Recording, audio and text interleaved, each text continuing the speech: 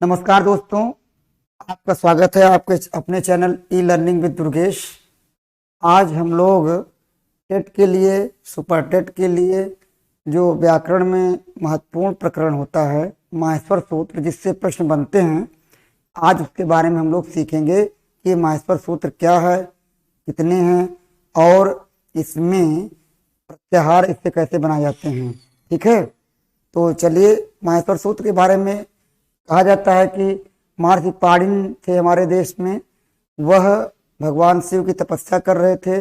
भगवान शिव प्रकट होते हैं और अपना डमरू जो लिए रहते हैं वह 14 बार बजा देते हैं, तो उनसे जो ध्वनियाँ निकलती हैं 14 बार, उसी को सूत्रबद्ध महर्षि पाणिनि ने किया। इन्हें एक सूत्र में पिरो दिया और इस तरह से 14 बार ध्वनियाँ निकली, तो 14 सूत्र उसके बनाए उन्होंने, और इसका वर्णन अष्टाध्यायी में उन्होंने अपनी पुस्तक अष्टाध्यायी में किया।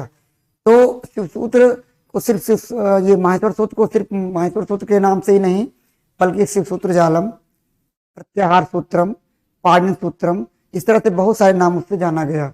तो महत्वपूर्ण चीज है आपको जानना, शिव सूत्र जालम, प्रत्याहार सूत्रम या पाणिनि सूत्रम, इससे प्रश्न बन सकता है।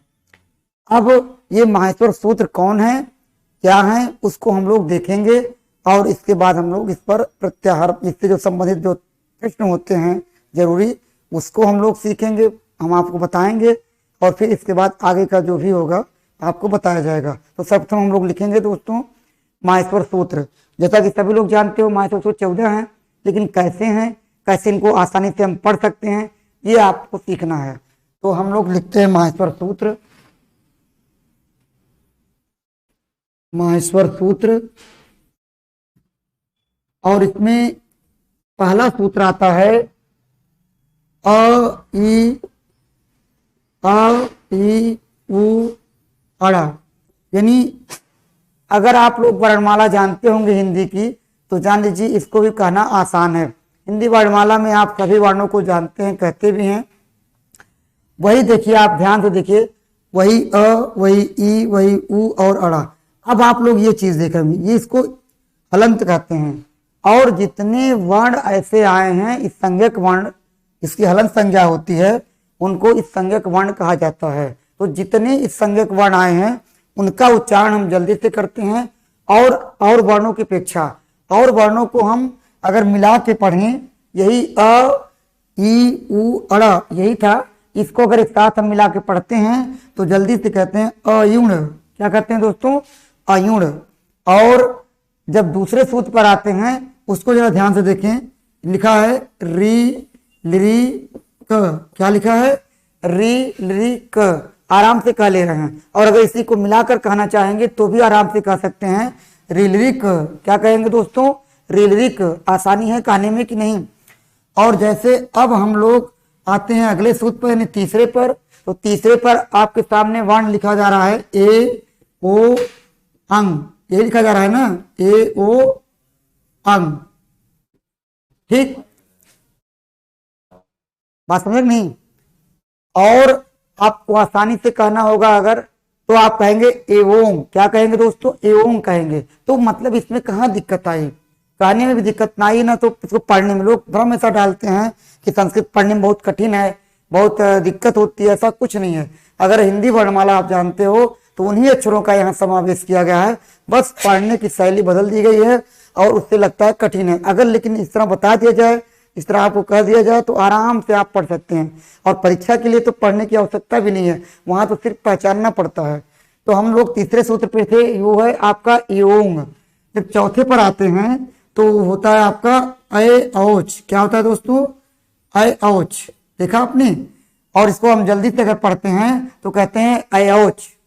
तो ये आपने देखा, पहला है अयुण, दूसरा है रीलरिक, तीसरा है एवोंग, चौथा है अऔच। ये 4 सूत्र जो आए हैं इसमें सारे के सारे स्वर हैं। यदि आप ध्यान से देखें, जितने हलंतक वर्ण हैं, यदि इनको छोड़ दिया जाए तो सारे के सारे ये स्वर बचते हैं। देखा आपने? आ से लेकर के च तक के बीच के जितने भी वर्ण हलंतक हैं उनको छोड़ दिया जाए तो सभी स्वर आते हैं। तो इस तरह से इस पर प्रश्न भी बनते हैं कि ये माहेश्वर सूत्र में कितने सूत्रों में स्वरों का विधान हुआ है। या ऐसा भी प्रश्न बन सकता है कि माहेश्वर सूत्र में स्वर विधायक सूत्रों की संख्या कितनी है, तो आपका उत्तर आसानी से निकल आता है 4। देखिए आपने देखा 1 2 3 4, यानी अयुण, ऋलिक एवं अयोच, इन्हीं 4 सूत्रों में हमारे स्वर आए हैं।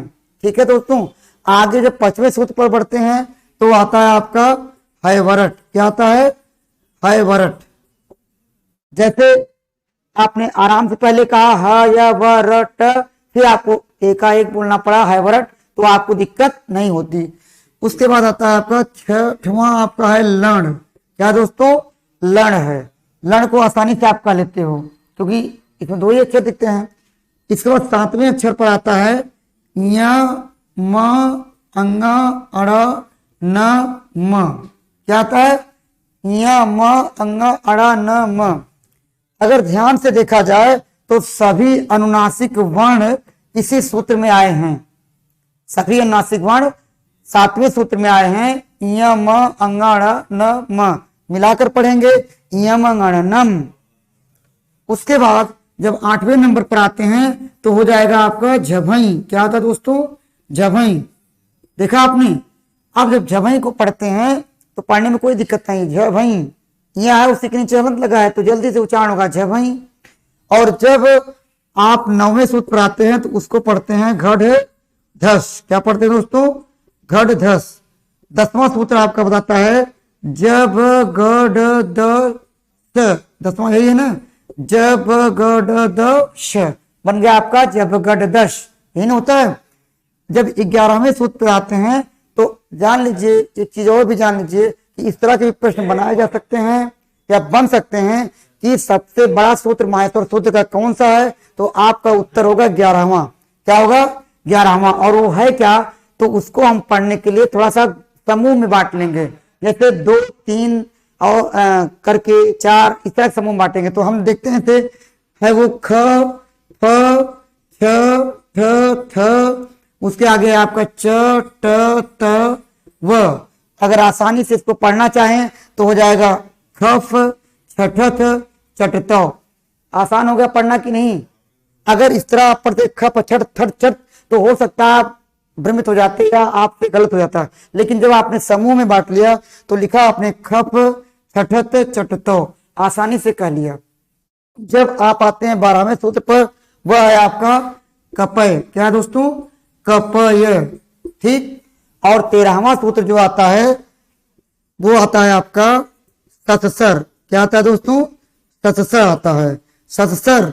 और 14वां जो आता है आपका वो है हल। तो आपने अभी देखा कि जो महर्षि पाणिनि द्वारा रचे गए सूत्र हैं वो 14 हैं। कौन कौन से हैं?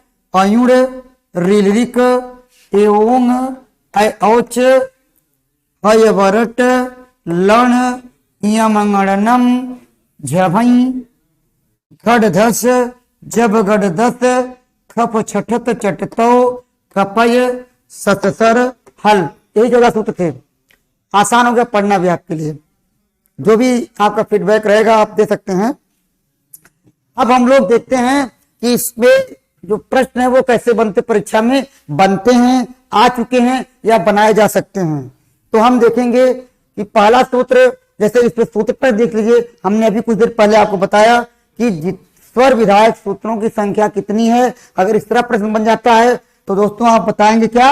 4, क्योंकि आपके सामने ही दिख रहा है ना, पहले से लेकर के चौथे सूत्र तक अगर हलंतक वर्ण को छोड़ दिया जाए जिसमें हलंत लगे हैं तो इनकी संख्या कितनी है? 4 है। और आप ध्यान से देखिएगा कि सारे में ये आए हैं, सभी स्वर आए हैं, किसी में व्यंजन नहीं आया है।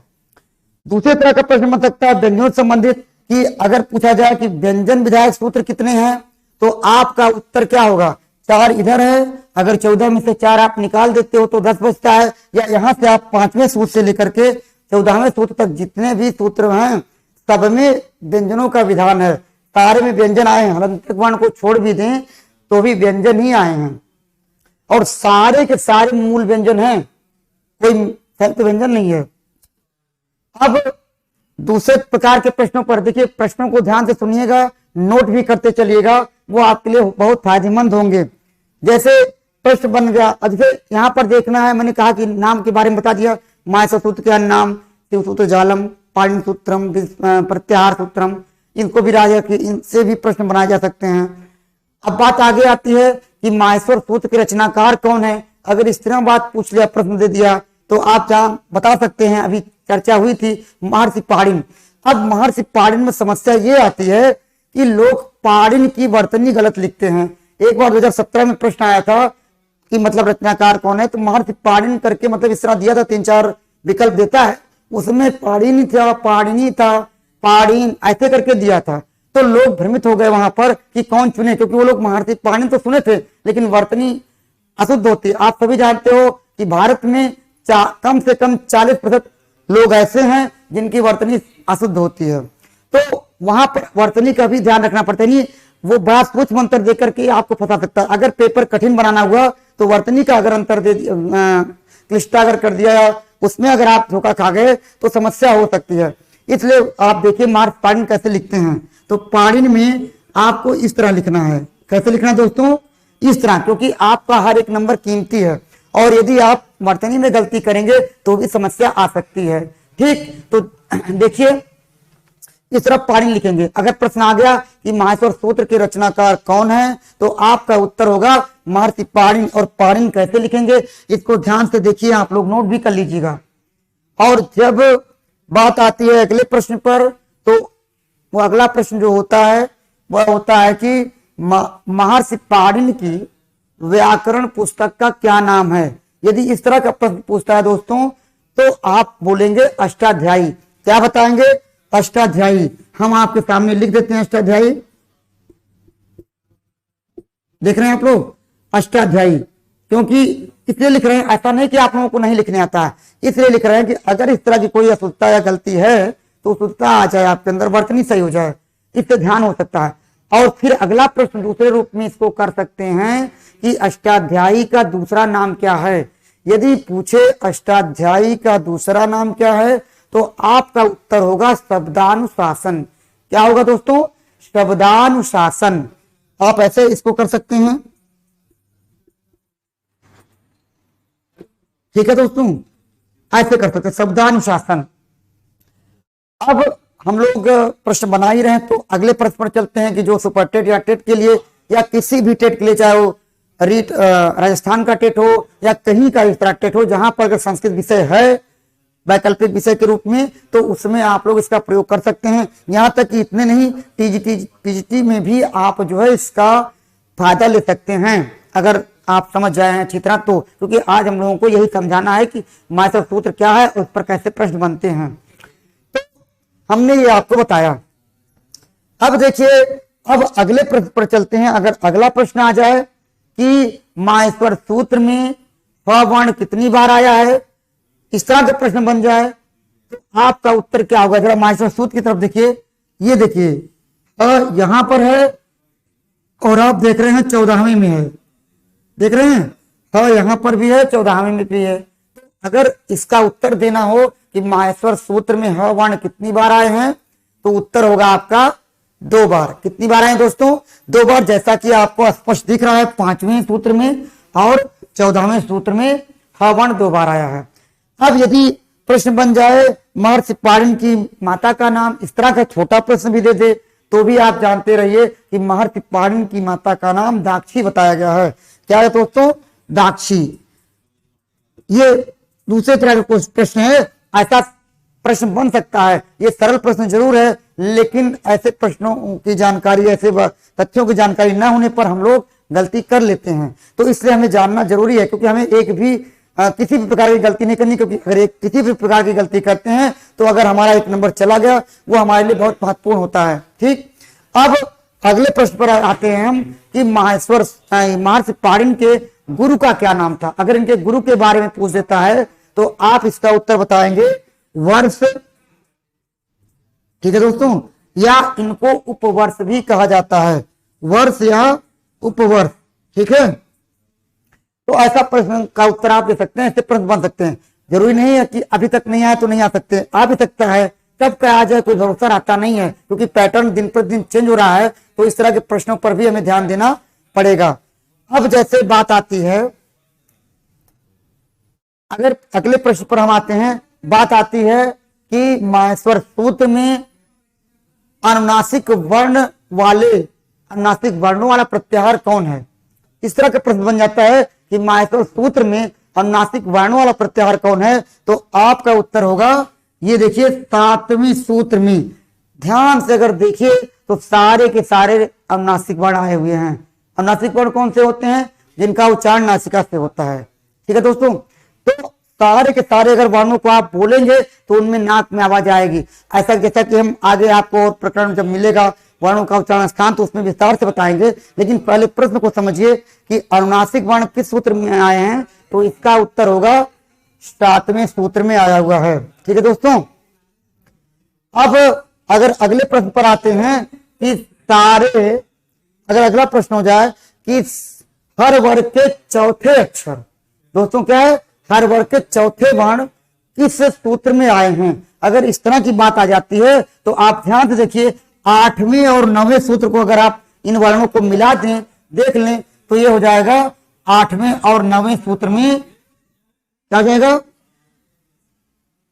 चौथे वर्ण आए हैं 8वें और 9वें सूत्र में। इस तरह का अगर प्रश्न बन जाए तो आप कहेंगे 8वें और 9वें सूत्र में चौथे वर्ण आए हैं। ठीक है, और यदि प्रश्न बन जाए कि हर वर्ग के तीसरे वर्णों वाला सूत्र कौन सा है, अगर इस तरह का प्रश्न पूछता है कि हर वर्ग के तीसरे वर्ण किस सूत्र में आए हैं, तो जैसा कि आप देख रहे हैं 10वें सूत्र में जब अगर 10 अगर हलंतक वर्ण को छोड़ दिया जाए तो सभी, देख रहे हैं आप लोग, सारे के सारे वर्ण तीसरे हैं, यानी हर वर्ग का, यानी वर्गों का तीसरा अक्षर इसी 10वें सूत्र में शामिल है। यह आपको आगे अगर इस तरह की जानकारी रही, ऐसे प्रश्न आप समझते हैं, तो आप आराम से प्रत्याहार बना सकते हैं, जैसा कि आपको अगले टॉपिक प्रकरण में बताया जाएगा। अब बात आती है कि हर वर्ग के पहले और दूसरे वर्ण किस सूत्र में आए हैं। अगर ऐसा आ जाए कि वर्गों का पहला एवं प्रथम एवं द्वितीय वर्ण किस सूत्र में आता है, तो आपका उत्तर होगा 11वां एवं 12वां। जैसा कि आपको दिखाई पड़ रहा होगा 11वें और 12वें सूत्र में अगर ध्यान से देखें, हलंतक वर्ण को छोड़ दें तो सारे के सारे पहले और दूसरे वर्ण है कि नहीं, बताएं जरा आप। ख फ छ ठ थ दूसरा वर्ण है कि नहीं वर्गों का। अगर वर्णमाला आती होगी तो आप आराम से बता सकते हो। इसके बाद आप इधर देखो च ट त क प, पहला वर्ण है कि नहीं, हर वर्ग के पहले वर्ण है कि नहीं। तो इस तरह से आप आसानी से इसको पकड़ सकते हो। इन प्रश्नों को अगर ध्यान से सुनते रहोगे, नोट कर लोगे, तो यह बहुत काम के प्रश्न हो सकते हैं। ये तो तभी पता चलेगा जब आप परीक्षा देके खाली होगे, खुद आप फोन करके बता सकते हो कि क्या हुआ।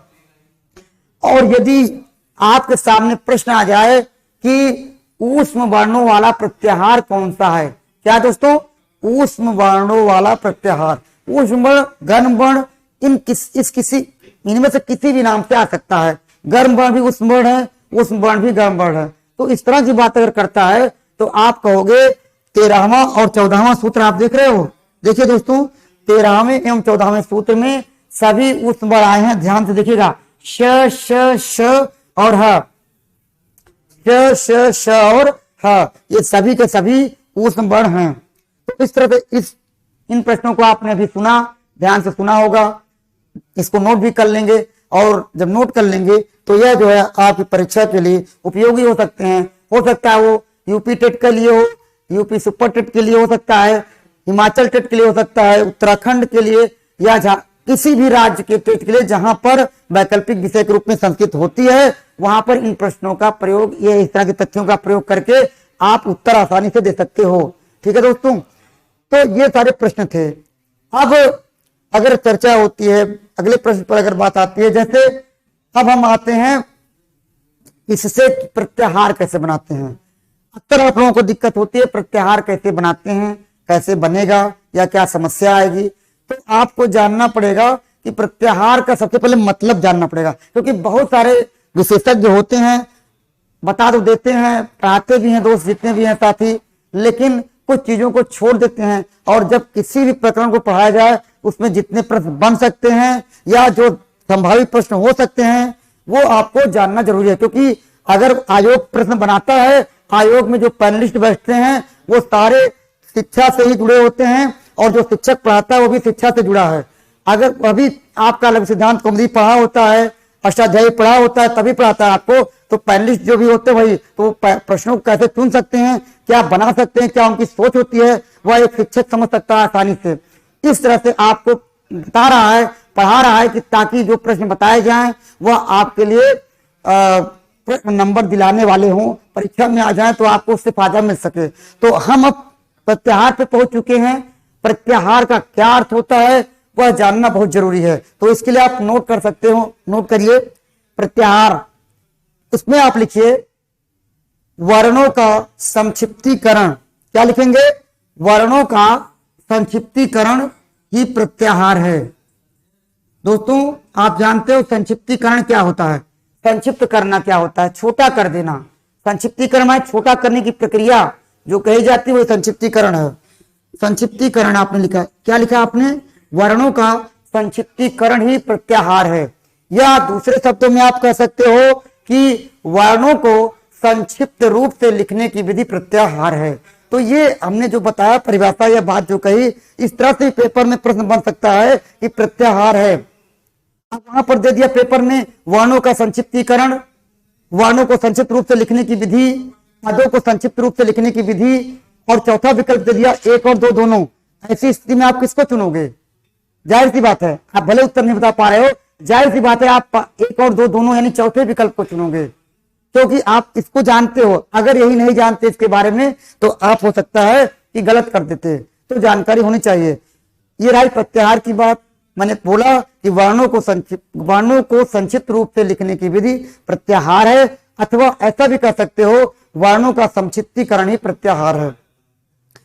अब आपको हम बताते हैं कि प्रत्याहार कैसे बनाते हैं। देखिए प्रत्याहार बनाने के लिए 2-3 बातों का ध्यान रखना पड़ता है। जैसे प्रत्याहार आप किसी भी वर्ण से शुरू करेंगे, लेकिन हलंत लगे जितने भी वर्ण हैं उनसे प्रत्याहार नहीं शुरू करेंगे। ठीक है दोस्तों, मैंने क्या बताया कि प्रत्याहार आप किसी भी वर्ण से बना सकते हो, लेकिन हलंतक यानी जो संज्ञक वर्ण है उनसे शुरुआत नहीं होगी। वो प्रत्याहार बनाने में सहायता तो करेंगे, क्योंकि अंत में उन्हीं हलंतक वर्णों को रखना पड़ेगा। अगर कोई प्रत्याहार आप बना रहे हैं तो हलंतक वर्ण अंत में रखे जाते हैं, प्रारंभ में वे नहीं आते। और दूसरी बात यह है कि उनकी वर्ण की जब गणना होती है तो उनको गणना में शामिल नहीं करते, उनको छोड़ जाता है। तो ऐसी स्थिति में अगर हम लोग चलते हैं प्रत्याहार बनाने में शुरुआत करते हैं, जैसे सबसे पहले आपके सामने आ गया अण प्रत्याहार। क्या आ गया दोस्तों? अण प्रत्याहार। अगर अण प्रत्याहार आ गया तो एक चीज आपके सामने दिमाग में आ जानी चाहिए कि ये अड़ा जो है इस संज्ञक के रूप में 2 बार आया है। एक चीज मैं बताना आपको भूल गया था कि ऐसा भी प्रश्न बन सकता है कि इस संज्ञक वर्णों की संख्या कितनी है, तो आप बताएंगे 14 सूत्र है, तो सबके अंत में इस संज्ञक यानी हलंत लगे वर्ण आए हैं, तो इनकी संख्या कितनी है? तो देखेंगे आप 14, क्योंकि 14 सूत्र हैं तो इस संज्ञक वर्ण भी उतने हैं। और दूसरा प्रश्न आपको बहुत महत्वपूर्ण बन सकता है, वो क्या है दोस्तों? वो है कि इस संज्ञक अड़ा कितनी बार आया है, ऐसा भी प्रश्न पूछा जा सकता है। तो आप अगर पूछे इस संज्ञक अड़ा कितनी बार आया है, तो आपका उत्तर होगा 2, क्योंकि आप देख रहे हैं एक पहले सूत्र में है और एक 6वें सूत्र में है। तो आप बताएंगे इस संज्ञक वर्ण अड़ा 2 बार आया है। अब अभी चर्चा चल रही थी अण प्रत्याहार की, तो आप देखेंगे कि अड़ एक पहले सूत्र में भी है और एक अ यहां तक 6वें में भी है। तो अण का मतलब सिर्फ अ ई उ तक ही सीमित नहीं है। कैसे? अभी आपको आगे बताया जाएगा। तो सबसे पहले लिखते हैं अण प्रत्याहार में कौन कौन से वर्ण हैं। तो आप देखते हो सामने पहले सूत्र में अण प्रत्याहार बन सकता है, और इसमें अगर वर्ण को देखोगे तो अ ई उ यही आएगा ना। लेकिन इतने पे ही नहीं रुकेंगे, क्योंकि प्रश्न जरूरी नहीं कि इतने से ही बने, जब अड़ा यहां तक है तो इतने से ही बन सकता है। तो ऐसी स्थिति में हम लोग अण को पहले सूत्र से लेकर के 6वें सूत्र तक के जितने भी अक्षर हैं हलंतक को छोड़ करके वो सारे जो है अण प्रत्याहार में शामिल होते हैं। यानी अ ई उ री लृ ए ओ आय आओ उसके बाद आते हैं आप व्यंजनों पर, ह, य, व, र और ल, यानी यहां से लेकर के यहां तक के जितने भी वर्ण थे हलंत को छोड़ करके सारे अण प्रत्याहार में आते हैं। अब प्रश्न कैसे बन सकता है वो देखिए जरा सा, कि कैसे कब समझेंगे किसको और किस तरह उत्तर देंगे, क्योंकि पढ़ाना ही बहुत जरूरी नहीं होता है, प्रकरण के बारे में पढ़ाने के बाद प्रश्न कैसे बनेंगे ये समझाना बहुत जरूरी है, क्योंकि यही बहुत जगह नहीं हो पाता, जिसके कारण जो है बच्चे परीक्षा में सफल नहीं हो पाते। तो सफलता वहां होगी जहां पर समझाया जाए कि प्रश्न कैसे बन सकते हैं इसका और आप जवाब इसका कैसे देंगे। तो अगर आ जाए प्रश्न आपका कि अण प्रत्याहार में आते हैं, प्रश्न आ गया दोस्तों अण प्रत्याहार में आते हैं और विकल्प दे दिया, अण प्रत्याहार में हैं और विकल्प दे दिया, पहला विकल्प दे दिया आ, दूसरा विकल्प दे दिया ई, तीसरा विकल्प दे दिया उ और चौथा विकल्प दे दिया उपयुक्त सभी। क्या दोस्तों? उपयुक्त सभी। ठीक है, ऐसी स्थिति में आप किस विकल्प को चुनना सबसे अच्छा समझेंगे? जाहिर सी बात है आप लोग भी चुनेंगे कि यहां बनाया आपने, कहेंगे अरे सर उपयुक्त सभी, यही कहेंगे ना, क्योंकि इसके अलावा कोई विकल्प ही नहीं बच रहा है। लेकिन अगर इस विकल्प को बदल दे, बदलने का मतलब जैसे यहां ई था ऊ था, इसके स्थान पर आप का कर दे हा और इधर कर दे या, तो ऐसी स्थिति में अगर आपको अण प्रत्याहार के वर्ण की जानकारी है कि पहले सूत्र से छठवें सूत्र के बीच के सारे वर्ण आते हैं अण में, तो आप उत्तर चुनने में दिक्कत नहीं करेंगे, दिक्कत आपको होगी नहीं, आप तब भी उपयुक्त सभी का ही विकल्प चुनेंगे। क्यों चुनेंगे कि नहीं चुनेंगे बताइए? तब भी आप, क्योंकि आप जानते हो हाँ ये सारे के सारे वर्ण जैसा दिखाया गया यहाँ पर इस अण प्रत्याहार में आते हैं, इसलिए आप अण प्रत्याहार में इस उपयुक्त सभी वाले विकल्प को चुन सकते हो। लेकिन अगर स्थिति इससे अलग हो जाए, अगर आ जाए इस विकल्प के रूप में आ जाए आपका आ, हा, य और चौथा विकल्प दे दे आपका कोई नहीं, कह दे कोई नहीं। ठीक है, तो ऐसी स्थिति में आप किस विकल्प को चुनेंगे? बताइए किस विकल्प को चुनेंगे? समस्या हो गई ना खड़ी, वो होनी भी चाहिए थी, क्योंकि यही कोई नहीं बता सकता कि किसको चुनना चाहिए, बहुत कम ही जगह पता चलता है। मैंने सुना है कि कुछ लोग बता देते हैं कि जो सबसे पहले विकल्प आए उसी को चुन लो, लेकिन यह सर्वथा गलत है। सबसे पहले वाले विकल्प को नहीं, वो सब वरीयता क्रम में सबसे पहले कौन आता है, यानी अगर उसको देखना कि सारे विकल्प होते हैं तो वर्णमाला क्रम के अनुसार या वरीयता क्रम के अनुसार सबसे पहले कौन आता है उस विकल्प को चुनना जरूरी है, न कि दिए गए प्रश्न पत्र में दिए गए पहले विकल्प को। यहां संयोग से आप पहले आए इसको चुनेंगे क्योंकि वरीयता इसी को देनी है, क्योंकि य इन सबसे पहले अगर वर्णमाला क्रम को देखें तो अ आता है, तो आप इस अ को चुनेंगे। लेकिन यदि आपका इस स्थान पर ह होता और अ आपका बीच में होता, तो जो विकल्प अभी आपने क को चुना था विकल्प बदल करके ख हो जाता, यानी जहां पर वो आ रहेगा वहीं चुनेंगे, वो चाहे नीचे हो चाहे बीच में चाहे जहां, ऐसा नहीं कि पहले विकल्प को चुन लेंगे। तो इस भ्रम को अपने मन से निकाल दीजिए, क्योंकि बहुत सारे टीचर ऐसा बताए भी हैं, तो आपको ऐसा नहीं करना है, क्योंकि आप ई लर्निंग विद दुर्गेश में है, तो आपको स्पष्ट रूप से समझते हुए पढ़ना है। ठीक है, तो अब आपने इसको चुन लिया था, अगर यहां पर ये आ ना होकर के यहां आ होता तो यहां यह होता, तो भी आप यहां ग वाले विकल्प को चुनते हैं। क्यों दोस्तों ये नहीं चुनते? ध्यान से बताइएगा। अब ये सारी बातें आपको समझा दी गई। अप्रत्याहार में जो भ्रम होता था या जो दिक्कतें आ सकती थी उस तरह के प्रश्न बना करके आपको बता दिया गया। इसको अगर आप ध्यान से सुन करके नोट कर लेंगे तो एक नोट्स भी आपका आसानी से बन सकता है। ठीक है, अब हम चलेंगे अगले प्रत्याहार पर। तो अगला प्रत्याहार अगर हमें बनाना हुआ तो हम कहेंगे अक। क्या कहेंगे दोस्तों? अक, यानी अक में आप कितने सूत्रों को शामिल करेंगे?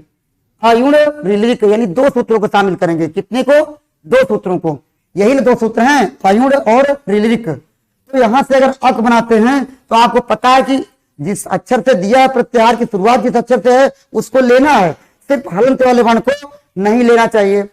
अब देखिए, अगर अक प्रत्याहार में आपको कहना हो तो आप कहेंगे अ, ई, उ, री लिरी, यही नहीं कहेंगे अ ई उ री लिरी। अब प्रत्याहार में बढ़ा गए। अब इतने से ही आपको संतुष्ट नहीं हो जाना है, परीक्षा में वर्णों की संख्या पूछ सकता है, प्रत्याहार में वर्णों की संख्या कितनी है। अगर ऐसा पूछता है दोस्तों कि अत प्रत्याहार में वर्णों की संख्या कितनी है, तो सब आपके सामने है, कितनी है, 5 5। ठीक। और यदि कह दे इक प्रत्याहार बनाइए, अगर इक प्रत्याहार की बात आती है तो आप क्या क्या सुने, आप आपको छोड़ेंगे और बाकी सारे वर्ण जो थे ये लिख देंगे। यही नहीं हुआ, इक का मतलब यहां से यहां तक, तो यानी ये सारे वर्ण लिए जाएंगे, यही छोड़ दिया जाएगा। तो आप लिखेंगे ई उ री लिरी। वर्ण संख्या अगर पूछा जाए कितनी है इस प्रत्याहार में, तो आप क्या बताएंगे, 4 बताएंगे। क्या बताएंगे दोस्तों, 4। जैसा कि आप लोग देख भी रहे होंगे, ये सिर्फ सिद्धांत नहीं बता रहा हूं, आपके सामने प्रयोग भी दिखा रहा हूं। गिन लीजिए, काउंट कर लीजिए कितने हैं, क्योंकि सिर्फ सिद्धांत पर एक पढ़ाई नहीं होती है, प्रयोग भी उसका जरूरी है। और प्रयोग होगा तभी सीखने का अवसर मिलता है। अधिगम की प्रक्रिया में प्रयोग बहुत जरूरी होता है, ऐसा मनोविज्ञान में आप लोग पढ़ते होंगे। अब आगे देखिए, अगर हमने कहा कि उक प्रत्याहार बनाए, क्या बनाए, उक प्रत्याहार, तो उक में आपका उत्तर क्या होगा। उक में आप क्या करते हो, आप लिखते हो उ री लिरी, यही करते हो, उ री लिरी। वर्णों की संख्या कितनी है आप देखते बता सकते हो, 3 है। वर्ण संख्या कितनी है, 3 है। ठीक। और यदि आपसे कह दिया जाए ऋक प्रत्याहार, क्या प्रत्याहार, ऋक प्रत्याहार में वर्णों की संख्या कितनी होगी, तो जाहिर सी बात है आप लोग कहेंगे री लिरी 2 होगी। अब आते कौन कौन से वर्ण है, री लिरी आते हैं, क्या दोस्तों, री लिरी आते हैं, यही ना आते हैं। और वर्ण संख्या कितनी होती है, 2 होती है। अब अगर प्रत्याहार में आगे बढ़ते हैं हम लोग, कहते एंग प्रत्याहार में कौन कौन से वर्ण हैं, क्या करते दोस्तों, एंग प्रत्याहार में कौन कौन से वर्ण होते हैं, तो आपका उत्तर क्या होगा, ए ओ, यही ना होगा, आपका उत्तर होगा ए ओ, यही होता है। वर्ण संख्या कितनी होगी, 2 होगी, 2 यहां लिखेंगे 2। अगर प्रश्न में ऐसा आ जाए कि एच प्रत्याहार में वर्ण संख्या माने कौन कौन से वर्ण हैं, यानी एच मतलब तीसरे और चौथे सूत्र को शामिल करते हैं, जबकि एन में तीसरा सूत्र शामिल होता है और एच में तीसरा और चौथा शामिल होता है, जैसा कि आप लोग देख रहे होंगे। अगर एच प्रत्याहार की बात आती है तो एच में आप क्या कहते हो, एच में आता है ए ओ आए आओ, ए ओ आए आओ, यही ना होता है। अगर वर्णों की संख्या की बात करता है आप कितना बताओगे, 4 आपके सामने दिख रहा है, यही दिख रहा है, 4 होते हैं। और यदि कह दे एच, क्या बनाने को कह दे, एच बनाने को कह दे, तो एच में क्या होगा, यही ना आएगा। जहां एच में ये चारों वर्ण आते थे, वर्ण संख्या 4 आपने बताया, वही एच में आपका ये दोनों आता है, यही आता है ना, आए आओ, यही ना होगा। तो एच में लिखेंगे आए आओ। अब देखिए यहां पर आपको हम एक चीज सचेत कर दें कि अक्सर एच और एच में बच्चे भ्रमित हो जाते हैं, क्योंकि मैंने अभी कुछ देर पहले कहा कि वर्तनी लोगों की बहुत मतलब कम से कम 40% वर्तनी भारत के जितने युवा हैं उनकी गलत है, ये फैक्ट है। और अगर कुछ लोग क्या करते हैं, एच को एच समझते हैं और ए कैसे लिखते हैं, बता रहा हूं, आप लोग भी रियलाइज करोगे कि कैसे लिखते हैं। कुछ लोग ए को ऐसे समझते हैं और ए इसको ए समझते हैं। ऐसी गलती करने वाला जो भी है वो एच प्रत्याहार के वर्णों को नहीं बता सकता, एच प्रत्याहार के वर्णों को स्पष्ट नहीं कर सकता। अगर ये गलती रही तो इस गलती को आप लोग भी अगर हो तो सही कर लीजिएगा, ठीक है दोस्तों। और अब एच की बात हो गई, एच में आया आपका आए और आओ। वर्ण संख्या पूछा जाए कितनी है, तो आप कहेंगे 2। अब यदि हम लोग इसको पूरा मिला दें, यानी पहले से लेकर के चौथे सूत्र तक अगर हम पूरा इसको मिला दें, तब क्या स्थिति बनती है, जरा उसको हम लोग देखते हैं क्या बनती है। तो इसको मिटा रहे हैं, अगर आप लोगों ने नोट कर लिया हो तो अच्छी बात है, साथ साथ आप लोगों को नोट भी करते जाना चाहिए। देखिए अच को हमने अच कहा, अच की बात अगर की है तो जाहिर सी बात है पहले सूत्र चौथे सूत्र में आएगा, तो आप लिखेंगे अच। अच में आता है अ ई उ री लिरी ए ओ आए आओ, यही नाता है। अगर ध्यान से देखें तो अच प्रत्याहार में सभी स्वर आ चुके हैं, इसलिए अच का दूसरा नाम क्या होता है? स्वर। और आप लोग इसी के नाम से आगे संधि पढ़ते हो, अच संधि। स्वर संधि का ही दूसरा नाम है अच संधि। अगर प्रत्याहार की जानकारी है तो अच संधि यानी स्वर संधि पढ़ने में कभी भी दिक्कत नहीं होगी। और जो मैंने प्रत्याहार बताए हैं वो अच संधि को ध्यान में रख के, स्वर संधि आप जो आगे पढ़ेंगे उसको ध्यान में रख के बताया है। अगर ये जानकारी हो जाएगी तो आपको स्वर संधि में कभी भी कोई दिक्कत नहीं होगी। वो तो आने वाले वीडियो में आप लोग देखेंगे। तो हमने कहा अच में सारे स्वर आते हैं और ये इसीलिए अच का दूसरा नाम क्या है? स्वर है। अब व्यंजनों से जो प्रत्याहार बनेगा वो आपको अगले वीडियो में बताएंगे, लेकिन आपको साथ साथ ये बता दें अंत में कि एक दो और महत्वपूर्ण प्रश्न है, उनको जान लीजिए। जैसे अगर प्रश्न पत्र में बन जाए कि संस्कृत वर्णमाला में स्वरों की संख्या कितनी है, ऐसा प्रश्न आपके सामने आ जाए, विकल्प में देता है 9, 13, 14 और कुछ दे दे, कोई नहीं, तो ऐसी स्थिति में आप असमंजस से पढ़ सकते हैं। यहां तो 9 ही है, हम करें तो क्या करें? तो आप जान लीजिए अगर माहेश्वर सूत्र के अनुसार देता है तब तो 9 वाले विकल्प को चुनेंगे। और सिर्फ वैसे पूछ देता है संस्कृत में स्वरों की संख्या कितनी है तो आप 13 को चुनेंगे। 13 में आप 9 तो इधर देख रहे हो, 4 कौन से हैं वो भी देख लो जरा सा। और वो है क्या आपका? ये देखिए, दीर्घ अ, दीर्घ ई, दीर्घ उ और दीर्घ री। देखा आपने? शायद इसको अब तक नहीं देखे होंगे क्योंकि हिंदी वर्णमाला में है ही नहीं, ये वहां नहीं लिया गया है। तो यहाँ पर ये जो 4 हैं ये बढ़ गए हैं, इसलिए संख्या कितनी हो गई? 13। लेकिन तब जब माहेश्वर सूत्र के अनुसार न पूछे तब, नहीं तो 9 और दूसरा 13। एक और प्रश्न बन सकता है, बहुत महत्वपूर्ण प्रश्न हो सकता है कि संस्कृत वर्णमाला में किन स्वरों की मात्राएं नहीं होती। क्या कहा गया? संस्कृत वर्णमाला में किन स्वरों की मात्राएं नहीं होती। तो आप जान लीजिए ये आ और लिरी ऐसे 2 स्वर हैं जिनकी कोई मात्रा नहीं होती है। हिंदी वर्णमाला में किस स्वर की मात्रा नहीं होती? तो आपका उत्तर होगा अ की नहीं होती। ठीक, हिंदी वर्णमाला में अ स्वर की कोई मात्रा नहीं होती, जबकि संस्कृत वर्णमाला में अ और लिरी स्वर की कोई मात्रा नहीं होती है। ठीक है दोस्तों, अब इस तरह का दूसरा प्रश्न आ जाए कि किस वर्ण का दीर्घ नहीं होता। ऐसा पूछ दे प्रश्न, किस वर्ण का दीर्घ नहीं होता, तो आप बताएंगे लिरी। लिरी का दीर्घ रूप नहीं होता। ये बहुत अति महत्वपूर्ण प्रश्न थे जो बताए गए आपको, इसलिए जब भी वीडियो देखा करें शुरू से लेकर के अंत तक देखा करें। हो सकता है अंत में कुछ और ऐसी बातें, ऐसे प्रश्न शामिल कर दिए जाए जो कि आपके लिए बहुत महत्वपूर्ण हो सकते हैं, इसलिए आप लोग शुरू से आखिर तक देखा करें।